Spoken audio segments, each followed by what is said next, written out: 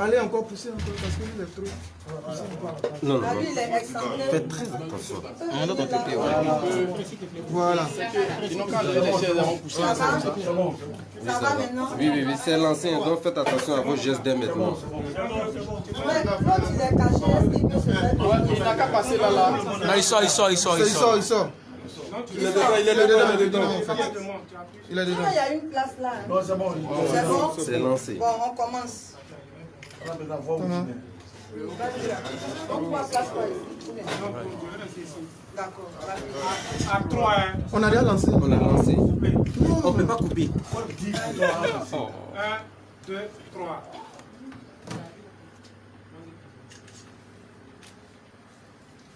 Conférence de presse de la société civile ivoirienne par la voix de Alternative citoyenne ivoirienne du 10 août 2020 en vue d'un mot d'ordre contre le 3e mandat du président Ouattara. Chers membres de la société civile, chers amis de la presse, ivoiriens, ivoiriennes, l'heure est grave et le temps est arrivé de prendre nos responsabilités face à la grave provocation du président Ouattara et son mépris du peuple ivoirien. En effet, lors de son adresse au peuple de Côte d'Ivoire, le 6 août 2020, dans le cadre de la célébration du 60e anniversaire de l'indépendance de notre pays, le président de la République a annoncé sa candidature pour un 3e mandat en violation flagrante de la Constitution ivoirienne. À cette fin et avant cela, toute une campagne a été suscitée par certains cadres du RHDP d'une part et des chefs traditionnels au mépris de leurs obligations constitutionnelles et l'honneur attaché à leurs attributions d'autre part. La finalité a visé toute la communauté nationale et internationale à laquelle il fallait faire croire que c'est à la demande pressante des Ivoiriens que le président sortant a été contraint de violer la Constitution. Notons par ailleurs que depuis l'annonce de cette candidature, les médias d'État ont reçu mission de manipuler l'opinion publique quant à une certaine adhésion de la population à une telle illégale candidature.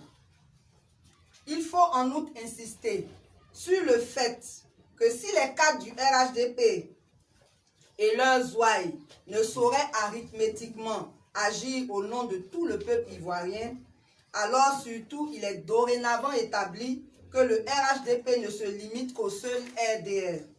Mieux, nul ne saurait sérieusement mettre en doute les valeurs qu'incarne la majorité écrasante des Ivoiriens.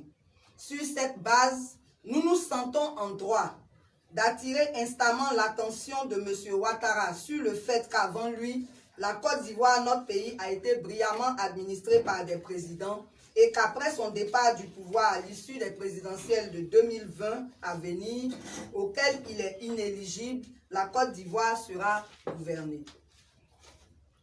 Aussi, tous les dignes citoyens ivoiriens sont écœurés par cette inconscience sur fond de malhonnêteté intellectuelle dont font montre tous ceux qui croient pouvoir demander un 3e illégal mandat au profit du président Ouattara qui achève ses 2 mandats constitutionnels dans 3 mois.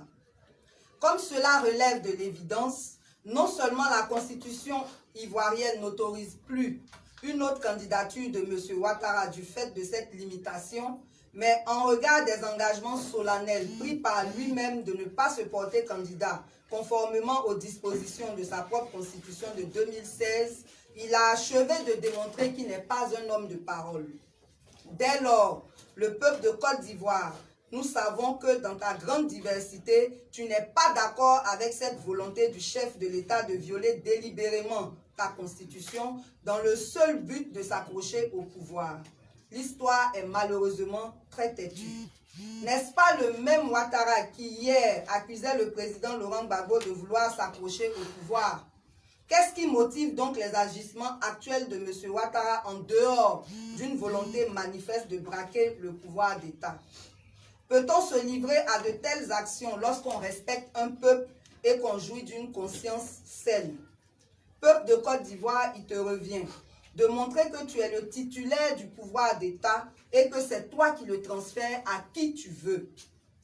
En vertu de ces pouvoirs, peuple de Côte d'Ivoire, par la voix de la société civile, par la voix de ACI, excusez-moi, en vertu de ses pouvoirs, peuple pacifique de Côte d'Ivoire, tu t'obligeras à faire ta part de devoir lorsqu'il t'appelle comme ce fut le cas en 2000. En conséquence, la société civile, par la voix de ACI, invite tous les Ivoiriens à un sursaut national pour le respect de la Constitution, car nul n'est au-dessus de la loi. Peuple de Côte d'Ivoire, par ce sursaut national, nous devons démontrer que le pays n'appartient pas à un clan. Car le président Ouattara, dans ce discours, ne s'est pas montré rassembleur, mais plutôt le président d'un clan. Annoncer sa candidature à une date historique qui marque l'indépendance de la Côte d'Ivoire est une insulte, non seulement à l'intelligence et aux compétences de ses propres militants, mais aussi à l'intelligence et au patriotisme des Ivoiriens en général. Nous appelons donc tous les Ivoiriens épris de paix et de justice à se lever. Nous demandons à toute la jeunesse de prendre son destin en main. Cette fois-ci, la société civile prendra ses responsabilités.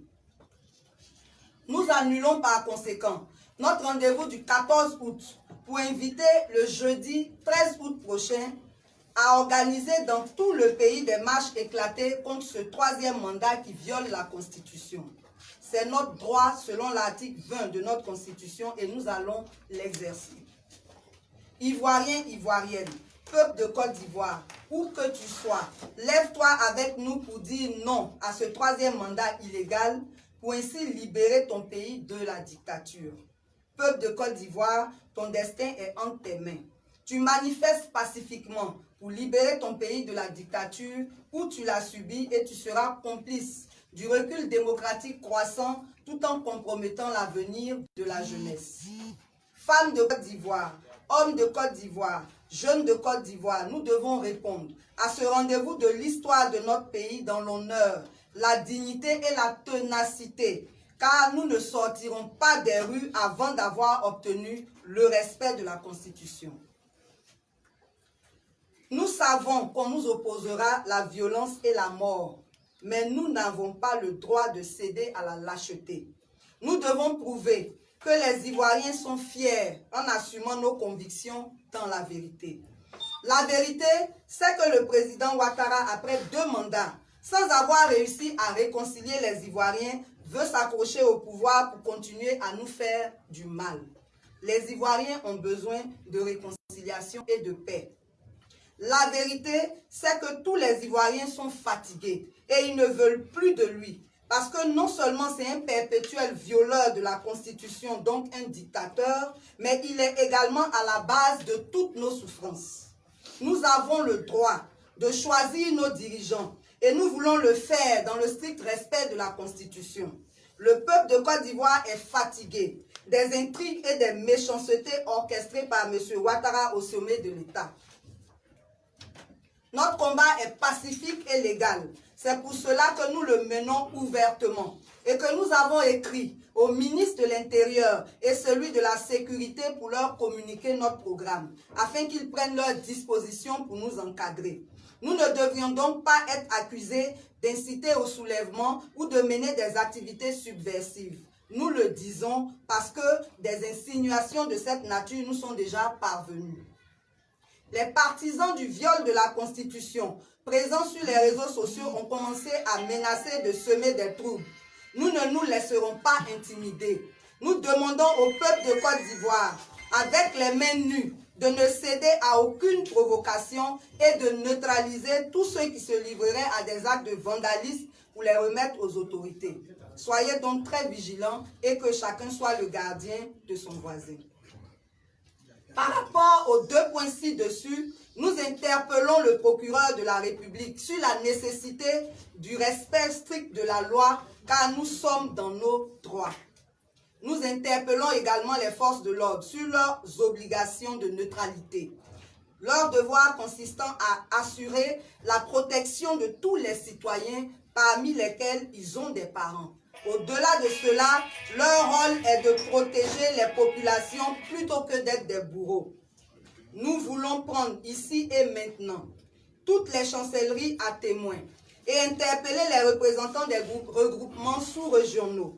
Nous disons merci à ceux qui nous reçoivent et qui répondent à nos courriers. Mais à ceux qui ne réagissent pas, comme l'ambassadeur de la CEDEAO, nous voulons dire publiquement que nous sommes dans une grave crise qui engage sa responsabilité et celle de tous ses pairs. Si la Côte d'Ivoire brûle, c'est toute la sous-région qui le ressentira. Nous sommes désolés de voir la communauté internationale se plaire dans le rôle de médecin après la mort. Il est de votre devoir de demander officiellement au président Ouattara de respecter la Constitution en renonçant à ce troisième mandat d'une part et en exécutant d'autre part l'arrêt de la Cour africaine des droits de l'homme et des peuples du 15 juillet 2020. Cela est dans notre intérêt à nous tous. Également à témoin tous les responsables religieux qui en principe ont un rôle important dans la préservation de la paix sociale et sont investis d'une mission spirituelle.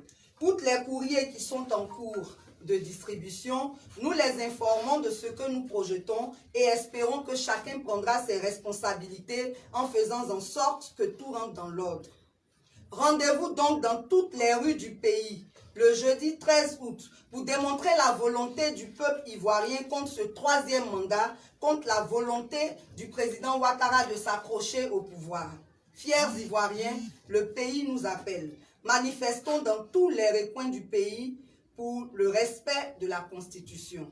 À chacun son léquet, que Dieu bénisse la Côte d'Ivoire. Je vous remercie. Liberté!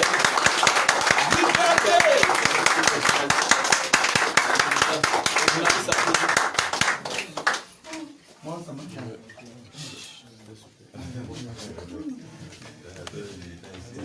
Il y a des militants journalistes.